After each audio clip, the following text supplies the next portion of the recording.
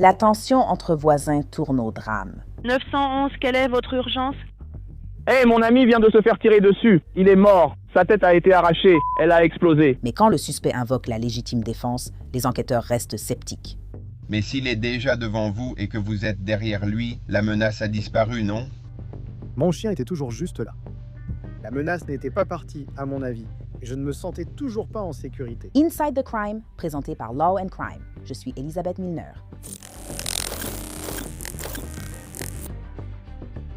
Nous traitons des centaines d'affaires par an, chacune avec de nombreuses preuves.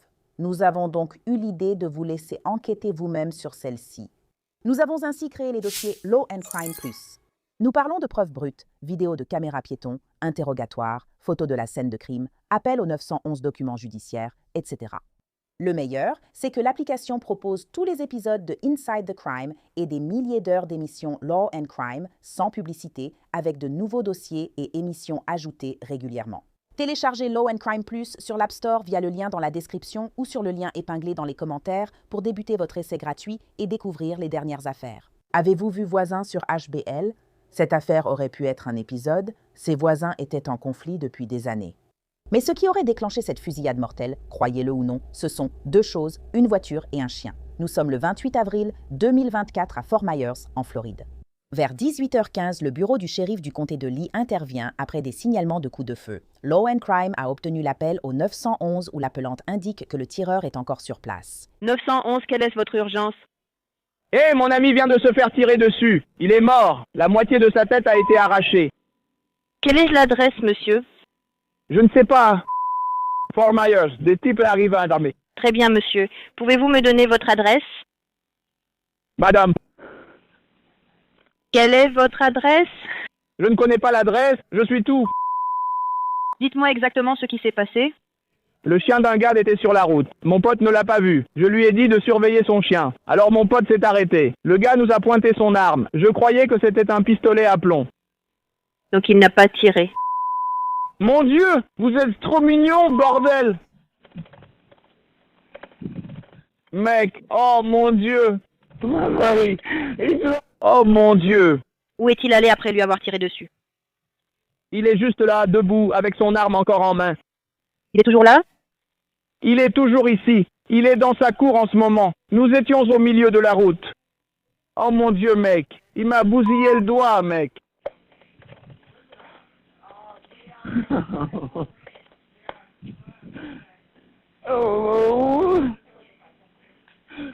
Oh my God. Yo! Il a tiré comme à Toronto. Bibi bon. Ça n'a pas fait beau, ça l'a maintenu en train de frapper. Je ne sais même pas si je... Oh mec! On dirait qu'il a essayé de nous tuer tous les deux. Tiens bon, il a tiré. Est-ce que ton pote a l'air vivant? Non mec, la moitié de sa tête a disparu. Nous devons consulter leur rapport d'arrestation pour comprendre ce qui s'est passé à l'arrivée des adjoints du shérif du comté de Lee.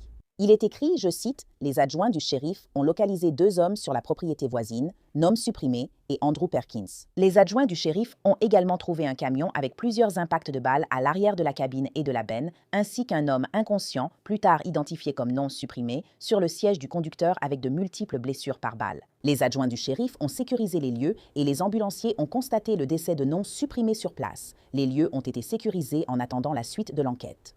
Malgré la suppression du nom de la victime dans les documents d'arrestation, des médias locaux comme Gulf Coast News l'ont identifié comme Carl White, âgé de 50 ans, aussi appelé Doyle. Selon Gulf Coast News, la victime s'était disputée avec son voisin Andrew Perkins, âgé de 22 ans. Très bien. Donc évidemment, puisque vous êtes ici dans un établissement où vous êtes derrière une porte verrouillée et tout le reste, nous devons vous lire vos droits, d'accord? Ça ne veut pas dire que vous êtes en état d'arrestation. Ça veut juste dire qu'on vous lit vos droits.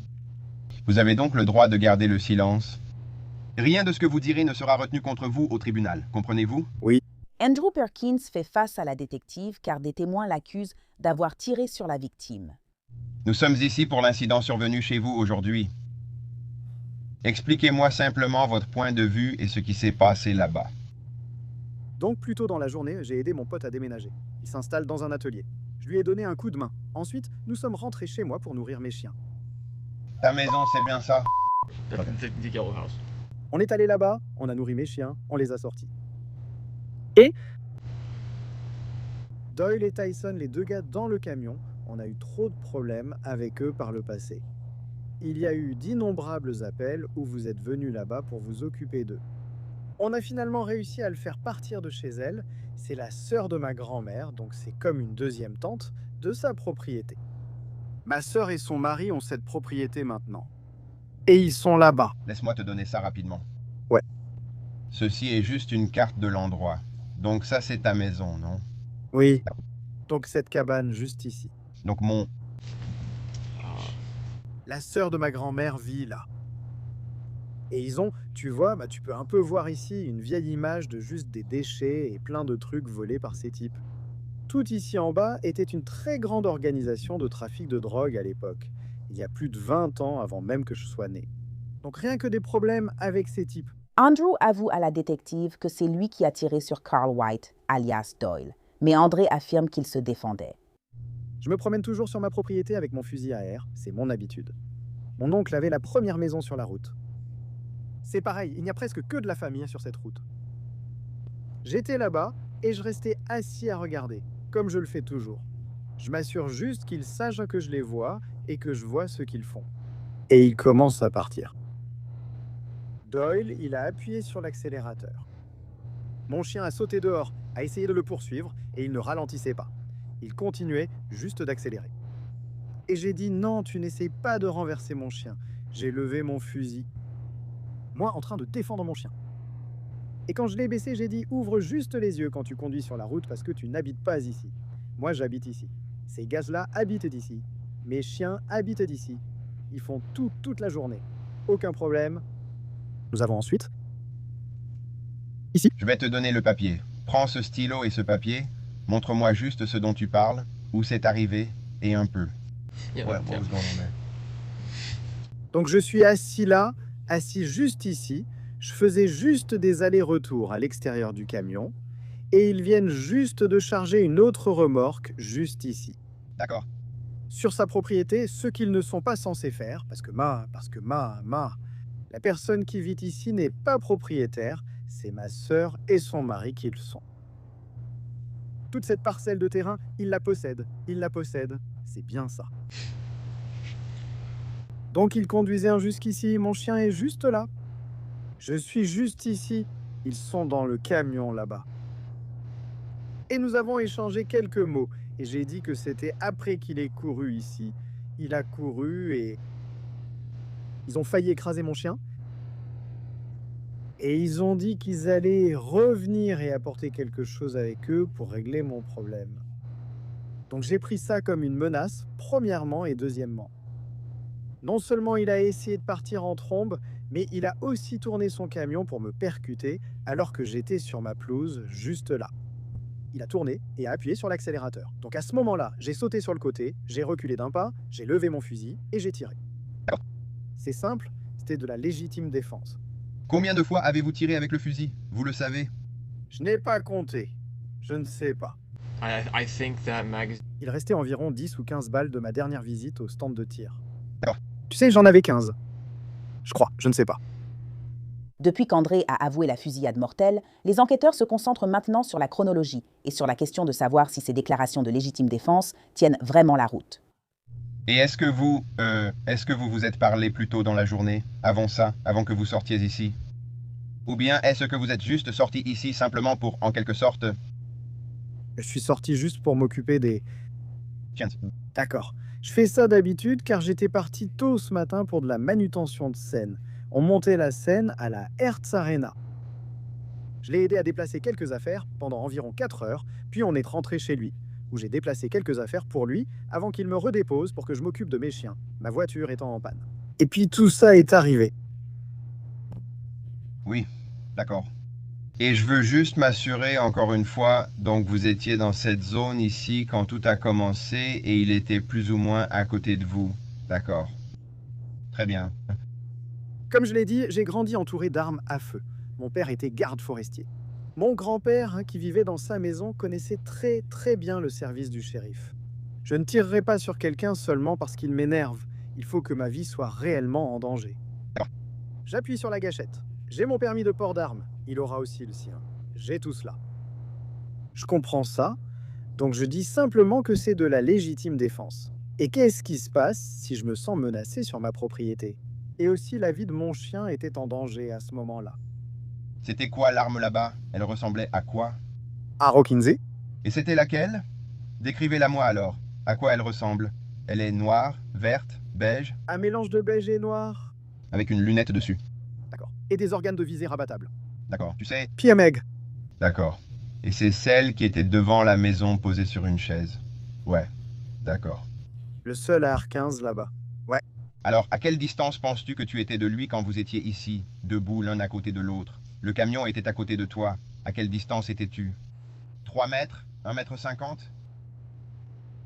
Je dirais peut-être 1,50 m, parce que j'étais dans l'herbe et eux étaient plutôt au milieu de la route.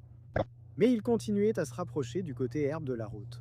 Donc c'était à peu près la distance entre toi et moi, Tyson, puis Doyle, côté conducteur. Donc le prochain, c'est le camion, parce que là, c'est probablement la distance entre toi et moi en ce moment. C'est probablement environ 75 à 90 cm, donc 1,50 m de plus que ça. Ouais, 5 pieds, ça irait sûrement jusqu'à ce mur, c'est proche, vu que j'ai une envergure de 6 pieds. Donc si tu dis 6 pieds, ça va d'ici à ici. Donc, oui, 5 pieds. Et quand vous faisiez des allers-retours, est-ce que tu étais à la fenêtre? Tu étais à la fenêtre, à l'avant du camion, ou on était à l'arrière du camion? Eh bien, je me suis tenu juste là, à côté de la boîte aux lettres, à peu près vers la droite, et je suis juste resté là à le regarder, puis ils ont continué à bouger. Quand est-ce qu'il a fait une embardée vers toi? C'était quand il est arrivé? Ou c'était après qu'il l'ait fait? Il est arrivé, on parlait, mon chien est parti, ou plutôt, mon chien était déjà ici. Il est allé là-bas parce qu'il a vu une voiture arrêtée. Il veut savoir qui c'est. Eh bien, ensuite, il avance. Donc, à ce moment-là, je suis ici et dès que mon chien revient vers moi, il tourne le volant directement vers moi. Si je ne m'étais pas déplacé, il m'aurait percuté. Et honnêtement, à ce stade, j'aurais préféré que ça arrive. Si je ne m'étais pas déplacé, il m'aurait percuté. J'ai reculé et... Tu sais, Donc, quand vous alliez d'avant en arrière, vous étiez l'un à côté de l'autre. Mais tu dis que ensuite, tu t'es placé devant le véhicule. pour arrêter mon chien que je viens de gronder, j'ai avancé peut-être de 2 ou 3 pas juste là. Et à ce moment-là, c'était l'angle parfait pour qu'il se tourne et me fonce dessus parce qu'il était énervé. D'accord. Et c'est pour ça qu'il est courbé et que ça se passe comme ça au lieu d'être simplement droit. Parce que quand il s'est tourné vers moi et qu'il a continué, il a essayé de faire ça, il est tombé juste ici, puis il est retombé en arrière et a heurté l'arbre, d'accord? Et donc, parce qu'il y avait, enfin, ce que je me demande, c'est s'il y a eu une altercation ou quelque chose, tu es juste descendu là-bas parce que tu étais en colère contre eux, ou quelle était la raison pour laquelle tu es descendu sur la route avec l'arme? C'est juste parce que je fais ça tous les jours, mon grand-père faisait ça, mon oncle fait ça, c'est simplement ce qu'on fait. Des témoins auraient donné aux enquêteurs une version remettant en cause la légitime défense d'Andrew. D'autres témoins affirment que ton chien était ici quand c'est arrivé, comme s'il descendait là-bas, puis revenait, mais quand la situation a dégénéré, il est revenu ici. C'est la deuxième partie de l'histoire. À ce moment-là, il a tenté de me frapper puis est parti, j'ai tiré et mon chien est revenu. Ensuite, il y a eu toute cette agitation. La première fois qu'il s'est enfui, mon chien est sorti en courant par ici. Genre, ça va par ici. Je comprends que si tu dis qu'il allait venir par ici et essayer de dévier vers toi pour te heurter, mais il est déjà.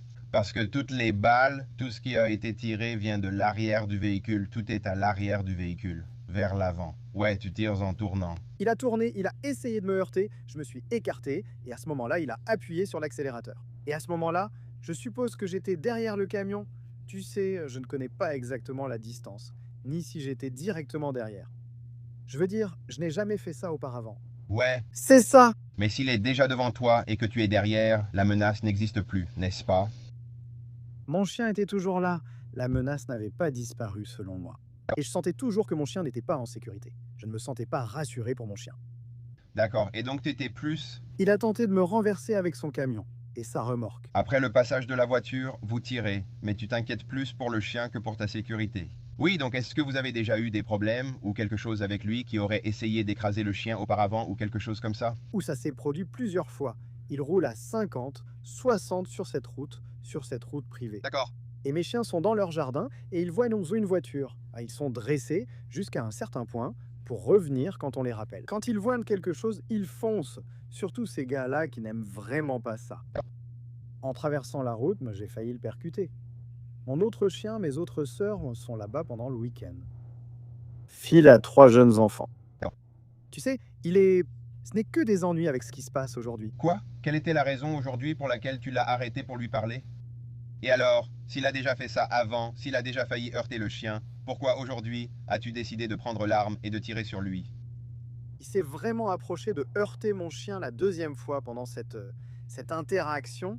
La 2e fois où il a failli toucher mon chien. C'est arrivé si vite que je n'ai pas eu le temps de penser à tous ces détails. J'aimerais pouvoir le faire, je comprends. Et je ne le suis pas. Je ne suis pas content de la façon dont tout s'est passé aujourd'hui. Je ne vais vraiment pas bien. Ouais, je veux dire, on est juste, tu sais. J'essaie juste de comprendre ce qui te passait par la tête. Parce que s'en prendre à ce type... Tout ce qui comptait pour moi, c'était de garder mon chien en sécurité. Parce que ces types ne sont pas censés être sur cette route. Ils ne devraient pas. Ils n'ont même rien à faire ici. Ouais. Du tout. Et ils mettent la vie de mes chiens en danger, les enfants de Phil, la vie de ma sœur en danger ici. Non, ils n'ont pas besoin de faire tout ça. Et puis quand ils me menacent, puis ils menacent mon chien. Ça arrive. Je n'avais pas l'intention de me dire « je vais y aller et lui tirer dessus ». Ce n'était pas mon état d'esprit en m'approchant. Si vous demandez à tout le monde ici, je me promène partout dehors. Jusqu'au poulailler du fond, avec mon AR, ma 22, peu importe. C'est juste ce qu'on fait. Je ne dis pas que c'était prémédité, que tu es descendu jusqu'à la route en te disant « je vais aller tirer sur ce gars ». Ouais, mais tu sais, tu étais là-bas pour le confronter et l'intimider pour qu'il quitte cette propriété. Tu ne voulais plus de lui là-bas. Tu ne voulais plus qu'il soit dans cette zone. Tu voulais qu'il parte. Tu voulais qu'il s'en aille. Ça restait une simple confrontation jusqu'au moment où il a commencé à rouler. Mon chien a sauté dehors et lui, il ne fait même pas attention. Il ne regarde pas, il ne regarde pas et il roule vite sur cette route. Je ne voulais pas lui parler. C'est comme parler à un mur. Et j'y allais pour parler à ma tante. Et j'attendais que ça passe son chemin, puis essayer de comprendre, genre, d'accord, pourquoi? Qui a dit qu'il pouvait faire ça? Qu'est-ce qui s'est passé ici? Très bien, très bien. Bon, qu'est-ce qu'on va faire? Simplement parce que c'est une enquête, c'est normalement ce qu'on fait pour toutes les enquêtes. Ils vont venir, ils vont prendre des photos de tout, ils vont prendre tes vêtements. Comme on l'a dit, on a fait le test de résidus de tir. Ils vont relever les empreintes et en gros, ils vont simplement suivre toute la procédure avec toi, d'accord? Donc, ils vont tout traiter. Donc, les filles vont venir de la police scientifique et elles vont faire tout ça pour toi. On reviendra vers toi, te donnera des vêtements de rechange et autre chose à porter. Très bien. Accorde-nous un instant, on revient vers toi dans 1 minute.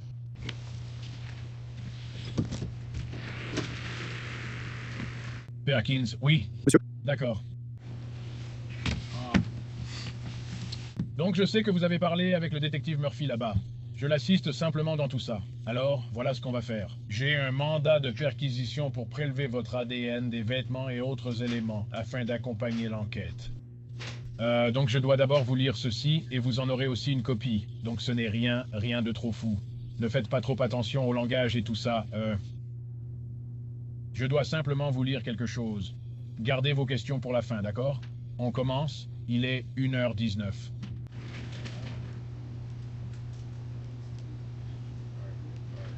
Très bien, donc il s'agit du dossier numéro 24206926, Andrew Brantley Perkins. Oui, monsieur.